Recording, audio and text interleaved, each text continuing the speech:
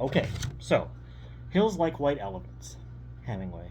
Ugh, not much of a fan of Hemingway. It's not necessarily his writing style that I object to. It's kind of the persona that surrounds him, the hyper macho, masculine bravado nonsense of it. Everything is just let's just sit around and drink a lot and be studly. It's not very appealing to me.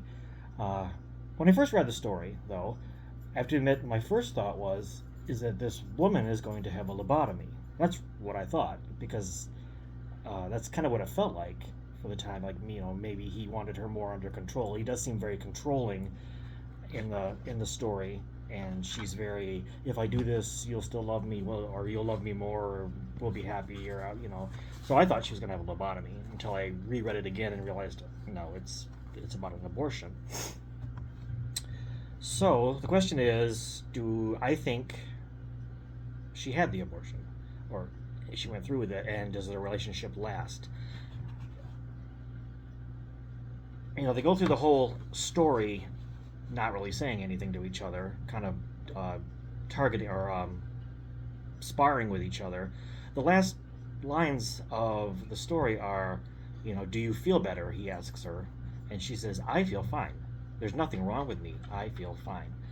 So I'm thinking that she is not going to do it. She has decided that what she feels, which is that she wants to have the baby, is fine, is right, and she's not going to go through with it. And I don't think the relationship would survive that.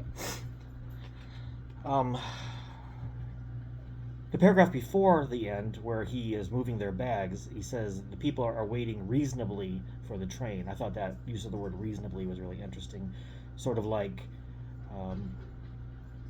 what he's having to deal with is not reasonable, or the woman is not reasonable. Kind of a stereotypical hysterical woman sort of feeling about it. He's trying to find reason and consistency in his life, this kind of wasted life of leisure and drinking, and I don't know. He doesn't seem like a very nice guy. He also says to her, "I don't want anybody but you.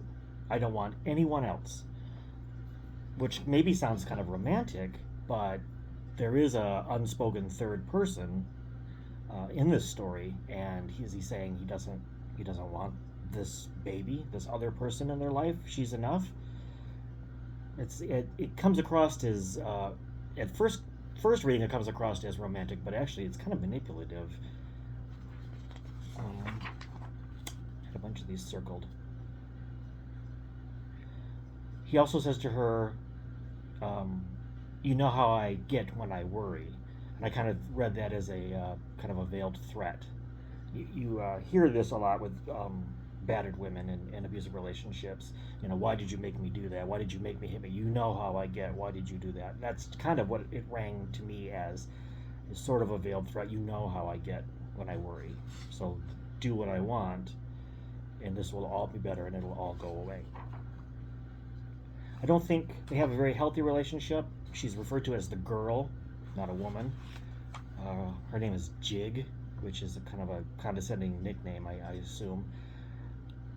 I'd like to think that the lady gets her shit together, realizes she doesn't need this guy, she's gonna be fine, and I'm not anti-abortion, but I think if she doesn't want it, so she shouldn't be pressured into it. So that's my take on the story. Thank you.